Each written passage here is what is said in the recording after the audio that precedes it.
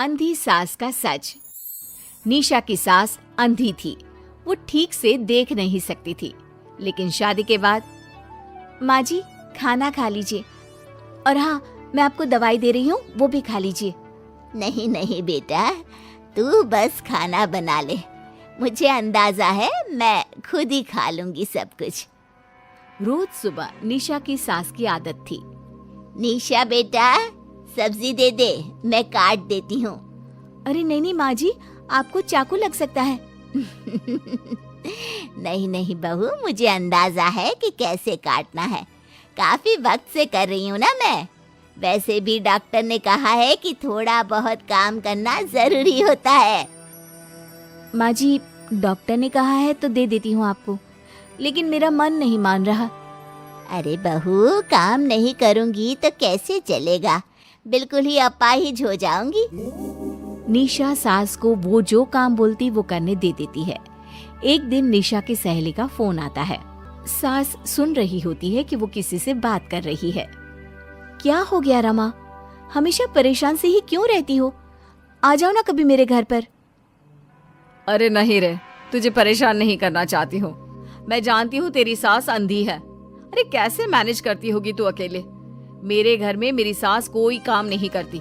मैंने तो इनको साफ कह दिया है कि काम करेंगी तो ठीक है, नहीं तो इन्हें वृद्धाश्रम छोड़ आऊंगी। निशा की सास सहेली की बात सुनकर डर जाती है। वो बिना निशा का जवाब सुने वहां से चली जाती है। सास के जाने के बाद निशा कहती है, अरे नहीं नहीं, मेरी सास तो पूरा काम करती है। वो सब्जी काट देती है तो मैं छोंक देती हूँ, वो आटा गूंथ देती है तो मैं रोटी बना देती हूँ। अरे माँ जी तो झाड़ू भी इतना अच्छा लगाती है कि किसी को लगे ही नहीं कि किसी अंधे इंसान ने झाड़ू लगाया होगा। तू तो किस्मत वाली है। अरे मेरी सास के तो सारे अंग ठीक होने के बाद भी मगरमच्छ की तरह पसरी रहती है, सारा दिन सारी रात। अरे पता नहीं बुढ़िया को इतनी नींद आती भी कैसे है। खैर, वक्त बीतता है और एक दिन निशा मोहल्ले में पति के साथ जा रही होती है कि सास की सहेली मिल जाती है। अरे आंटी कैसी हैं आप? कहाँ जा रही हैं? तुम लोगों के घर ही जा रही हूँ बेटा, तेरी माँ ने बुलाया है, कह रही थी बहुत जरूरी काम है। वैसे तुम लोग कहाँ जा रहे हो? हम मेरे मायके जा रहे हैं। अच्छा, आप मम्मी जी के पास रहेंगी तो हम लोगों को कोई चिंता भी नहीं होगी। बेटा बहू चले जाते हैं। सहेली निशा के घर में जैसे ही घुसती है, उसकी सास कहती है, आ गई रीना, जब से अंधी हो गई हूँ तू तो आती ही नहीं घर। अरे क्या बताऊं सीमा, तेरा तो मुझे कुछ समझ में ही नहीं आया। अरे जैसे ही बेटी की शादी हुई उधर तू अंधी हो गई, कैसे? मतलब समझ में नहीं आया। सास जोर जोर से हंसती है। अरे पागल हो गई है क्या? किसी अच्छे डॉक्टर को दिखाना, ठीक हो जाएगी। मन नहीं करता क्या दुनिया देखने का? कल को पोता पोती होंगे, उन्हें कौन खिलाएगा? तेरी भी तो बहू आई है, तेरे भी तो बेटे को बच्चा हुआ, कितना खिला लिया तूने। अरे हमारी तो किस्मत ही फूटी थी। लड़की की पहले दिन से ही डिमांड थी कि सास ससुर के साथ नहीं रहना, चाहे जो हो जाए। अब बोल क्या करती मैं? फिर क्या कर लिया तूने? दोनों आंखें होने के बाद भी परेशान ही है ना? हाँ, पर चल कम से कम दुनिया देख तो रही हूँ ना, तेरी तरह अंधी तो नहीं हो गई। निशा की सास शांत हो जाती है। उनकी आंख से आंसू गिरने लगते हैं। अरे अरे रो मत, क्यों रो रही है? वैसे भी दुनिया में ऐसा कुछ नहीं है कि जो देखा जाए। चालाक बहुएं और ऊपर से वो बेटे जिन्हें बचपन से सीने से चिपका कर पाला, वो भी बीवियों के कहने पर माँ से लड़ पड़ते हैं। तेरी गुलाबी रंग की साड़ी बहुत अच्छी लग रही है, और ये जो चश्मे का फ्रेम है ना, जच रहा है तुझ पर। सहेली शांत हो जाती है। मतलब तू अंधी नहीं है, तू देख सकती है। हाँ, तू मेरी सबसे खास सहेली है, इसलिए बता रही हूँ। मैं ठीक हूँ, बिल्कुल ठीक। अरे तो फिर अंधी होने का नाटक क्यों कर रही है? दुनिया देख ली है मैंने, देखा है मैंने कैसे सास को देखकर बहुएं रंग बदलती है। मैं अपने बेटे के बिना नहीं रह सकती। पति का साया तो पहले ही उठ गया। बेटे को बहू ले गई तो क्या करूँगी? सारा काम कर देती हूँ, वो इसी में खुश है। सहेली निशा की सास को गले लगा लेती है। लेकिन झूठ बोलकर कब तक? अरे कब तक ऐसे रहेगी? थोड़ी ही देर में बाहर से बेटा बहू के आने की आवाज आती है। बस चुप कर, जो मैं कर रही हूँ बस साथ दे मेरा, नहीं तो। बहू घर पर आती है। सामने 2 कप में चाय, शादी के एल्बम और कुछ खाने पीने का सामान रखा था। माँ जी, कुछ खाया आपने? खाना क्या है बहू, बस चाय पी है। सब्जी दे दे, मैं काट देती हूँ, रात के खाने की तैयारी हो जाएगी। अरे नहीं माँ जी, मैं खाना बना लूंगी, आप आंटी के साथ बैठिए ना। बहू सारा खाना बनाकर सास को आवाज देती है और सभी बैठकर खाना खाते हैं। माँ जी, ये लीजिए, कटहल खा लीजिए, ये कह रहे थे कि आपको बहुत पसंद है। हाँ हाँ, ला दे।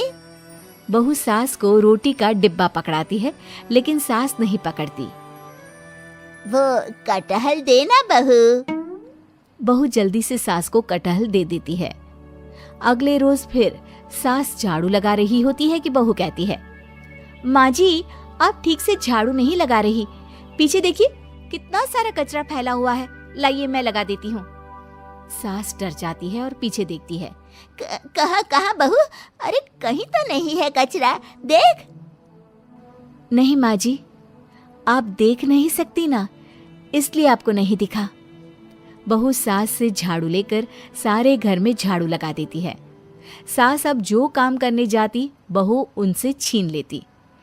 क्या बात है बहू, आजकल तुम मुझे कोई काम क्यों नहीं करने देती? माँ जी, काम ही क्या है, हम 3 लोगों के लिए खाना और 2 कमरे की घर की सफाई, ये तो मैं आसानी से कर सकती हूँ। सास को समझ में नहीं आता कि आखिर बहू ऐसा क्यों बोल रही है। वो कुछ दिनों तक सब देखती है और फिर एक दिन बहू की सहेली आती है। अरे रमा, क्या बात है, कैसे आना हुआ? बैठ, मैं चाय लाती हूँ।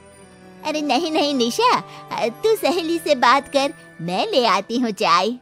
वाह, क्या बात है, तेरी सास को आंख से दिख भी नहीं रहा, लेकिन चाय बनाने को तैयार। और एक मेरी वाली है, हाथ पैर हिलाने के भी पैसे लेती है। वैसे यार आज मैं रिलैक्स हूँ, छोड़ आई मैं उन्हें वृद्धाश्रम। सास डर जाती है और अंदर से चाय बनाकर ले आती है, लेकिन डर के मारे सास के हाथ से चाय की ट्रे गिर जाती है। बहू की सहेली बोल पड़ती है, अरे कुछ काम होता नहीं है तो करती क्यों है बुढ़िया, एहसान दिखाने के लिए? अरे मैं तो कहती हूँ तू भी इस अंधी को वहीं छोड़ा। नहीं नहीं निशा बहू, मुझे माफ कर दे, गलती से ट्रे गिर गई, मैं सारा काम करूँगी, बस मुझे मेरे बेटे से अलग ना कर, मैं नहीं रह पाऊंगी उसे देखे बिना।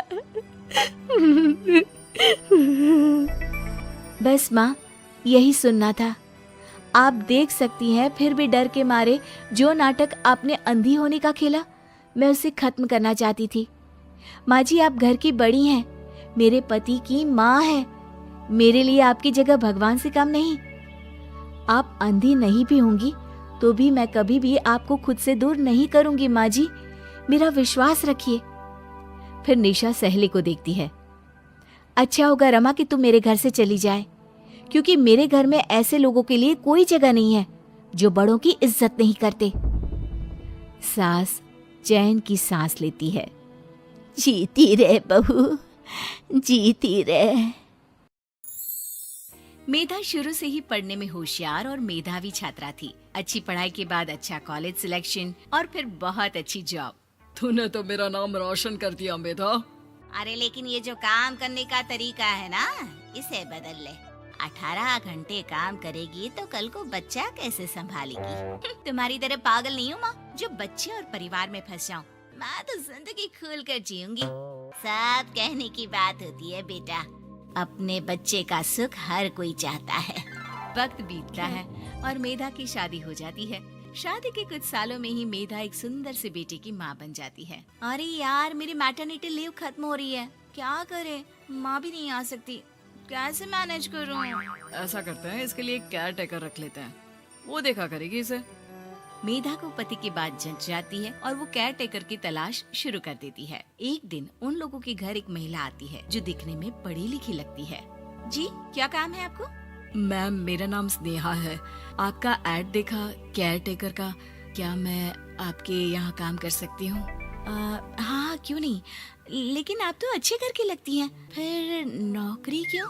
दरअसल मेरे ससुराल वालों ने मुझे घर से निकाल दिया क्योंकि मैं माँ नहीं बन सकती और माता पिता भी नहीं है इस दुनिया में। तो अरे अरे, कोई बात नहीं, तुम लक्ष्य को ही अपना बच्चा समझो और यहीं रहना, और किसी भी चीज की जरूरत हो ना तो बता देना। नेहा खुशी खुशी लक्ष्य को संभालने लगती है। रात को जब मेधा घर पर आती है, अरे क्या बात है स्नेहा, तुमने खाना नहीं खाया क्या? अरे दीदी, आपका बेटा टाइम दे तब ना। अरे तो जब वो सोता है तब खा लिया करो। तब तो मैं इसके पास ही बैठी रहती हूँ। कोई मच्छर या कीड़ा काट ले लक्ष्य को तो अब आप पकड़ो, मैं खाना खा लेती हूँ।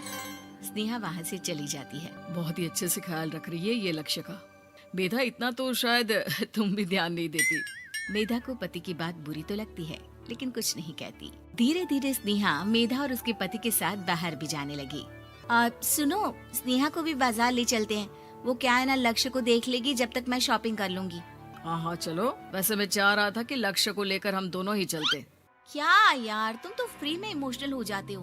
कितना देख लेंगे हम दोनों मिलकर, ले चलो उसे। कार से निकलकर मेधा और लक्ष्य रोड क्रॉस कर रहे थे कि सामने से कार आ जाती है। मेधा का ध्यान नहीं होता लेकिन स्नेहा तुरंत लक्ष्य को मेधा से छीन लेती है। मेधा गिर जाती है और कार मेधा को छूकर निकलती है, जिससे मेधा को खून आ जाता है। पति मेधा को हाथ देकर उठाता है। स्नेहा लक्ष्य को लेकर गले लगाई रहती है। थैंक्स स्नेहा, मैंने तो ध्यान ही नहीं दिया था कि कार आ रही है। स्नेहा का गुस्सा मालकिन पर टूट पड़ता है। अरे कैसी माँ है आप। अगर आज कुछ लक्ष्य को हो जाता तो मैं आपको कभी माफ नहीं करती। छोटा सा बच्चा है, उसे चोट लगती है तो पता है कितनी तकलीफ होती है। पति भी स्नेहा को देखने लगता है कि उसे क्या हो गया। मेधा को स्नेहा पर काफी गुस्सा आ जाता है। घर आकर कहती है, देखो स्नेहा, माना तुम लक्ष्य को बहुत प्यार करती हो, लेकिन वो मेरा बेटा है। मैं कभी जानबूझकर उसके साथ बुरा नहीं कर सकती, समझी? मुझे माफ कर दीजिए, मैं लक्ष्य को लेकर कुछ ज्यादा ही सेंसिटिव हो चुकी हूँ। मैं ध्यान रखूंगी कि आगे से ऐसा ना हो। मेधा का मन स्नेहा से अब हटने लगा था। एक शाम मेधा ऑफिस से घर आती है कि लक्ष्य उसे दिखाई नहीं देता और ना ही स्नेहा। वो स्नेहा के कमरे में जाती है जहाँ दोनों सो रहे होते हैं। अरे स्नेहा, लक्ष्य को आज इस कमरे में क्यों सुला दिया? दीदी, मुझे नींद आ रही थी, ऐसे में उसे कमरे में अकेले लिटाना मुझे ठीक नहीं लगा। मेधा बच्चा उठाने लगती है कि स्नेहा टोक देती है। रहने दीजिए ना दीदी, सो रहा है, फालतू में नींद खराब हो जाएगी। मेधा को गुस्सा आ जाता है और वो बच्चा उठाकर वहाँ से चली जाती है। अगले दिन मेधा स्नेहा को बुलाती है, साथ में एक और लड़की खड़ी होती है। स्नेहा, अब तुम अपना कुछ और देख लो, हम लोगों को नई केयर टेकर मिल गई है, तुम इस हफ्ते घर छोड़ देना।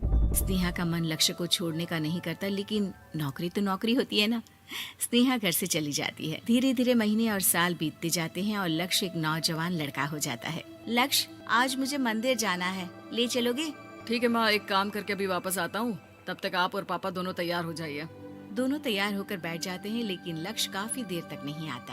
अरे मेधा, फोन तो करो लक्ष्य को, देखो क्या हो गया उसे।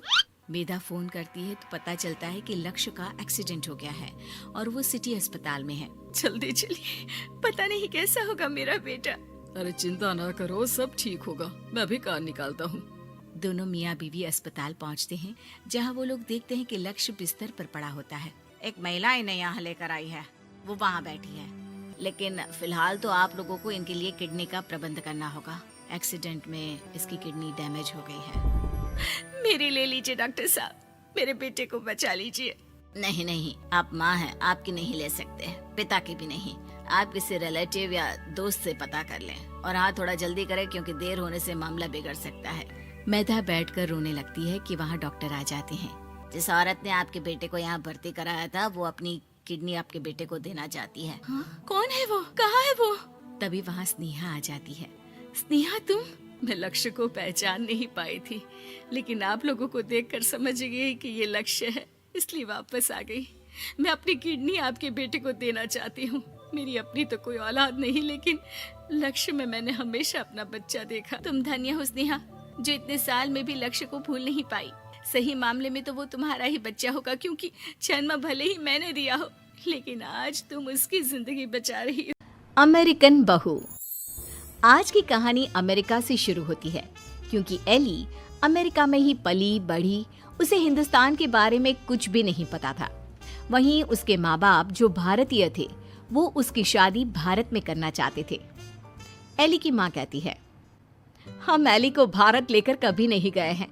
मैं चाहती हूँ कि उसे भी हमारे कल्चर के बारे में पता चले। सही कह रही हो। वक्त की कमी के कारण हम लोग हमेशा अपने काम में लगे रहे, लेकिन बेटी को पूरा अमेरिकन बना दिया। क्या करते, लेकिन अभी भी देर नहीं हुई है, हम इसे भारत ले चलते हैं। हाँ चलो, मैं आज ही उससे बात कर लेता हूँ। पिता एली के कमरे में जाते हैं। बेटा एली, हम भारत जा रहे हैं, सामान पैक कर लो। नो पापा, वो पुअर कंट्री है, तभी तो हम यहाँ आए थे ना। अब हम वहाँ क्या करने जा रहे हैं? अरे नहीं नहीं बेटा, भारत तो बहुत तरक्की कर रहा है। तुम तो कुछ भी नहीं जानती हो भारत के बारे में, इसीलिए हम तुम्हें वहाँ ले जा रहे हैं। वही तो हम लोगों का देश है। नो पापा, वो मेरा देश नहीं है। मैं यहाँ पैदा हुई, पली बड़ी, मैं वहाँ क्यों जाऊँ? लेकिन माता पिता के सामने एली की एक नहीं चलती और उसे भारत आना पड़ता है। वाओ मॉम, ये तो बहुत प्यारी कंट्री है, मुझे यहाँ पहले क्यों नहीं लेकर आए? बेटा, हम पैसे कमाने और घर बनाने में व्यस्त थे, लेकिन कहते हैं ना, जब जागे तब सवेरा। अब बता, कैसा लगा भारत? एली को भारत बहुत सुंदर लगता है। वो चाहती है कि वो यहीं रह जाए। माँ, मैं अब यहाँ से नहीं जाऊंगी। कुछ करो ना कि मैं यहीं रहूं। मैं यहाँ जॉब करूंगी। बेटा, वैसे भी हम यहाँ तेरी शादी के लिए लड़का देखने आए थे। तेरी शादी करा कर ही जाएंगे। एली माँ की बात सुनकर खुश हो जाती है और फिर लड़का देखकर फाइनल कर दोनों शादी कर लेते हैं। शादी के बाद सासू माँ कहती हैं, अरे बहू देख, ये अमेरिका तो है नहीं, यहाँ देर तक सोना, रात भर पार्टी, शराब नहीं चलेगा। ये तो मैं वहाँ भी नहीं करती थी। आपने किसको कहा कि मैं करूँगी? वो क्या है ना, खूब जानती हूँ मैं अमेरिका की लड़कियों को। अच्छा, कैसे जानती हैं आप? मुझे आए तो अभी महीना भी नहीं हुआ। और तभी वहाँ एली का पति रोहन आ जाता है। वो क्या है ना एली, बाहर के देशों के यूथ की इमेज हमारे देश में ठीक नहीं है। अच्छा, तो फिर मुझसे शादी को हाँ क्यों की? क्योंकि तेरे माता पिता भारतीय है, इसलिए। तो फिर ये कैसे सोचा कि मैं वहाँ के कल्चर को अपना लूंगी? खैर, एली घर के कामकाज में लग जाती है। वो सास ससुर की सेवा करती, कायदे से सारे रिश्ते निभाती और प्यार से रहती। लेकिन फिर एक दिन बुआ सास आती है। मेरा तो इस घर में आना ही बंद करा दिया विमला भाभी ने। अमेरिका की बहू ले आई है, पता है। मुझे अंग्रेजी नहीं आती है फिर भी। तभी वहाँ एली आ जाती है। वो बुआ सास के पास बैठ जाती है। कैसी है बुआ जी आप? मैं तो हमेशा रोहन से कहती हूँ कि मुझे आपके घर ले चले। मैंने गांव नहीं देखा, अब मुझे क्यों नहीं बुलाती? हाय रे, जीती रे बहू, तू तो बड़ी अच्छी हिंदी बोल लेती है। लेकिन मुझे तो लगा कि नहीं, मैं बस रहती वहाँ थी, लेकिन मेरे माँ बाप ने मुझे भारत की संस्कृति और भाषा सब सिखाया। वाह वाह, धन्य है ऐसे माता पिता। वैसे मैं ये कहने आई थी कि तेरे मामा जी भी तुम लोगों की देखा देखी अमेरिका की लड़की से अपने बेटे की शादी करवा रहे। चलना है ना शादी में? तभी वहाँ मामा भी शादी का कार्ड लेकर आ जाते हैं। चलो अच्छा है, सभी यहाँ एक जगह ही मिल गए। मेरे बेटे की शादी है और लड़की अमेरिका की है। एली बहू, जरूर आना। जी जरूर। खैर, एक ही परिवार में दो अमेरिका की बहू आ जाती है। मामा की बहू, एली, तुम यहाँ कैसे रह रही हो? मैं तो यहाँ ज्यादा दिन नहीं रहूंगी।